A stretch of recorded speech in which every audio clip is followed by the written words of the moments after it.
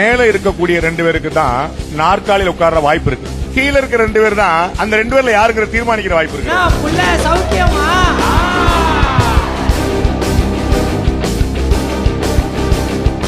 வந்து ஸ்டாலின் காலில் விழுங்கடா, உங்க ஒன்னு சிஎம் ஆக்குறது எப்படின்னு சொல்லி தரேன் அப்படின்னு டிஎம்கே ஆளுங்க போஸ்ட் போட்டுக்கிறாங்க.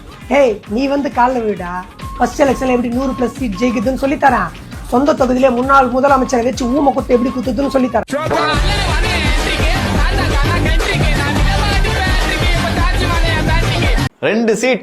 2 சீட்டை வச்சு நாங்க என்ன ஆட்டம் காண்பிக்கிறோம் பாத்தீங்களா? நாங்க தான் கிங் மேக்கர். என்ன கேள்வி? திமுகவுடைய அப்புறம் எங்களுக்கு எதுக்கு? we are independent party. சோத்திரையும் அடி வாங்கியாச்சு, சேத்திரையும் அடி வாங்கியாச்சு. சிபிஎம் சிபிஐ எங்களுடைய கட்சியினுடைய அரசியல் நிலைப்பாட்டை நாங்கள் எடுத்திருக்கிறோம். இதுல திமுகவுடைய ஒப்புதல், திமுகவுடைய அனுமதி இருக்கான்ற கேட்கிற பிரச்சனை எங்க வருது? எங்க இருக்குன்னு கேக்குறேன். கேள்வியே தப்புமா? ஏண்டா கந்து வெட்டி கோயிந்தா, நான் என்னமோ உன்னை பெரிய ரவுடிலடா நினைச்சேன். ஒரே அடியில பொசுக்குன்னு போயிட்டா. இடதுசாரிகளை, விடுதலை சிறுத்தைகளை நீங்க போய் தாவேக்காவை ஆதரிங்க, அவங்க ஆட்சி அமைக்கணும் ஸ்டாலின் தான் அனுப்பி வச்சு. இது பச்சை பொய். பொய் சொன்னாலும் பொருத்தமா சொல்லுங்கடா போக்கத்த பசங்களான்னு கிராமத்துல ஒரு பழமொழி சொல்லுவாங்க. பச்சை பொய். இது வழக்கமான டிஎம்கே ஈகோ சிஸ்டம் கிளப்பி விடுற ஒரு அவதூறு. ஒரு விஷயத்த வந்து அவங்க முயற்சி பண்ணுவாங்க, அதுல தோத்துட்டாங்கன்னா ஜெயிச்சவன் பக்கம் சேர்ந்துக்கிட்டு நாங்க தான் இதை செஞ்சோன்னுவாங்க. இதுக்கு ஒரு 4 பேர்ட்ட மூத்திரத்தை வாங்கி மடக்கு குடிக்க வேண்டியதானே? ஏன்டா இந்த வேலை பாக்குறீங்க? இது வந்து பச்சை அவதூறு. இது ஆக்சுவல் சிச்சுவேஷன் இஸ் டிஃபரெண்ட். அதுக்கு நான் சொல்றேன், 3 நாளா அதிமுக திமுக ஆதரிக்க போதுன்னு பேஜ் ஒன் நியூஸ் போடுறான். அதை கண்டிக்க உங்களால முடியல.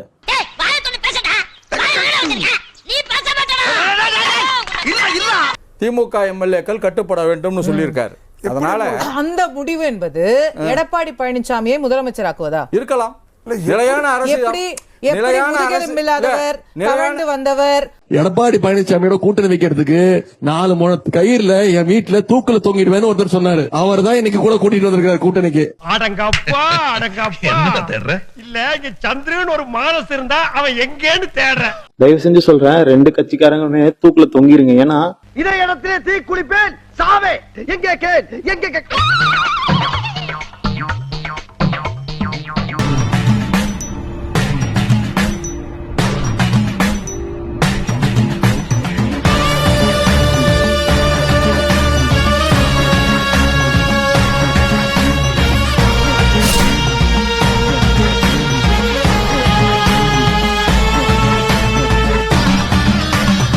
நம்ம சேனலோடைய வளர்ச்சிக்கு நீங்க கான்ட்ரிபியூஷன் செய்யணும் அப்படின்னு நினைச்சீங்கன்னா இந்த QR கோட் மூலமாக உங்களால முடிஞ்ச அமௌண்ட்டை நீங்க கான்ட்ரிபியூஷனா நம்ம சேனலுக்கு அளிக்கலாம். நன்றி. ஒருத்தனை எந்த அளவுக்கு அழிக்க முடியும்னு நினைச்சு அழிச்சு கடைசியில நீங்க 2 பேர் கூட்டணி சேர்ந்தீங்கன்னா இதை விட மோசமா கேவலமா வரலாற்றுல எங்கேயுமே நடக்காது. சிக்கிட்டீங்கல்ல, 2 தலையும் ஒண்ணா ஒட்டுங்க. எதுக்கு? ஒரே வெட்ல 2 தலையும் பந்து மாதிரி ஓடுறதுக்கு. ஒட்டா அப்படி திரும்படா. ஏண்டா யார்கிட்ட உங்க பித்தலாட்ட வேலையை காட்டுறீங்க? டேய், அப்படி நடந்துச்சுன்னா நீங்க சொன்ன மாதிரியே நீங்க 2 கட்சிக்காரங்களும் உங்க வீட்டுல இருக்க ஃபேன்ல தூக்கு போட்டு தொங்கிடுங்க. உதயநிதி ஸ்டாலின் தேர்தல் பிரச்சாரத்துல என்ன காமிச்சாங்க? கீழே ஒருத்தர் படுத்திருக்காருமா, நீங்க கார்பெட் நினைச்சுக்காதீங்க. இதுக்கு மேல நீங்களாச்சு அவராச்சு. திமுகவும் அண்ணா திமுகவும் ஒரு கொடியில் பூத்த 2 மலர்கள். அண்ணன் தம்பி. நீங்க அதிகாரத்தில் இருக்கும் போது எங்களையும், நாங்க அதிகாரத்தில் இருக்கும் போது உங்களையும் அனுசரிக்கணுங்கிறது ஒரு அக்ரிமெண்ட். கேள்விப்பட்டிருக்க அரசியல்னா சாக்கடைன்னு, அது எந்த அளவுக்கு நாரி போச்சுன்னு இப்பதான் தெரியுது.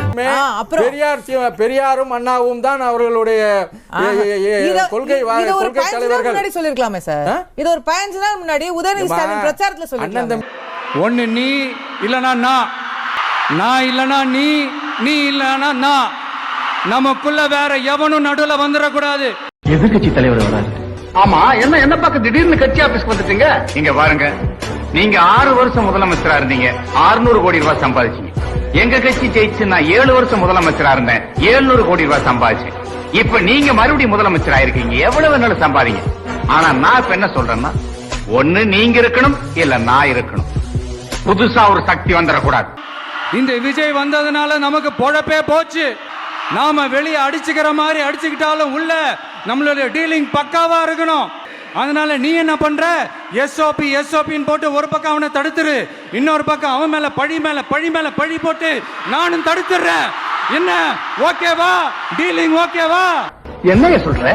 நாட்டுக்கு நல்லது பண்றதுன்னு சொல்லிக்கிட்டு புதுசா எவன் வந்தாலும் சரி அவனை நான் நசுக்கணும். இதுக்கு நீங்க என்ன நடவடிக்கை எடுத்தாலும் சரி வெளியே தான் எதிர்த்து குரல் கொடுப்பேன். உள்ளுக்குள்ள இந்த அதாவது அப்பனா இதுல இன்னொரு அசிங்க என்னன்னா, இப்ப ஸ்பேஸ் சண்முகம் அந்த கேள்வி கேட்டாங்க அவர்கிட்ட. அவங்க ஆதரவோட தான் போனீங்க. அவங்க யார் எங்களுக்கு ஆதரவு கொடுக்குறது? நாங்க இண்டிபெண்டன்ட் பார்ட்டினர். சம்மட்டி அடி பதில் இது. நீ கேட்ட ஒவ்வொரு கேள்வி என்ன செருப்பால் அடிச்ச மாதிரி இருக்குடா.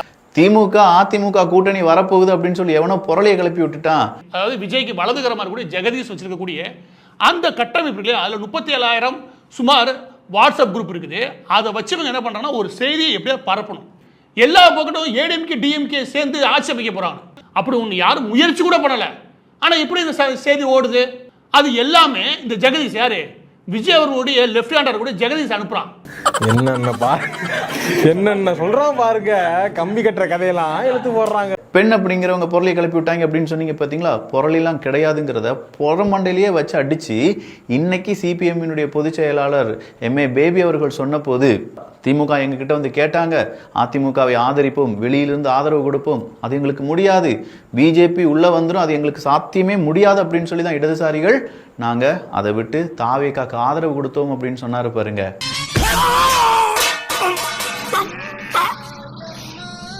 அந்த மனுஷனுடைய வார்த்தைகளிலிருந்து நமக்கு ஒன்று தெரியுது. எஸ், தாவேக்காவை ஒழித்து கட்டுவதற்கு, விஜய் அவர்கள் இங்கே சிஎம்மா வர்றதை தடுப்பதற்கு, மூன்றாவது ஒரு கட்சி உருவாகுவதற்கு இந்த திராவிட கட்சிகள் அனுமதிக்காது. இப்படி சுத்தும் போது நீ இப்படி சுத்தணும், நான் இப்படி சுத்தும் போது நீ அப்படி சுத்தணும். இந்த திராவிட கட்சிகள் தான் அனுமதிக்காதுன்னா, இந்த திராவிட கட்சியினுடைய தொங்கு சதைகளாக இருக்கக்கூடிய சில கட்சிகள் இருக்காங்க பாருங்க. நாங்க தான் யா கிங் மேக்கர், நாங்க நினைச்சாதான் இங்கே தாவேக்கா ஆட்சி அமைக்க முடியும். விசிகாவில் சேர்ந்த சில நபர்கள் இப்படி சொல்றதெல்லாம் பார்க்கும்போது உங்க பக்கம் காத்து அடிக்குது அப்படிங்கிறதுனால ஓவரா ஆடக்கூடாது. வேண்டாம், 1/4 நூற்றாண்டுக்கு அப்புறம் உன் வாழ்க்கையில ஒரு சந்தோஷம் கிடைச்சிருக்குதுன்னு அகம்பாவத்துல ஆணவத்துல தலகால் தெரியாம ஆடாத. இது நிலைக்காது. கீழே விழுந்தேன்னா பல்லு பகடலாம். இந்த 2 சீட்டை வச்சுக்கிட்டு இது எங்களுடைய காலம், நாங்கள் அடித்து ஆடுகிறோம் பாத்தீங்களா, இதுதான் நாங்க. அடினே இருப்பேன்.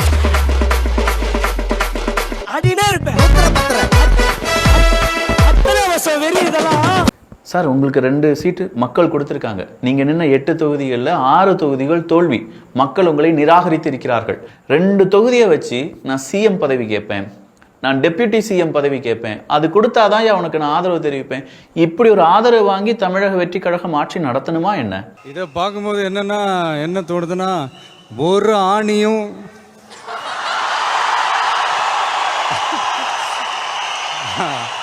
அதுதான் தோணுது. ஸ்டார்ட் பண்ணு.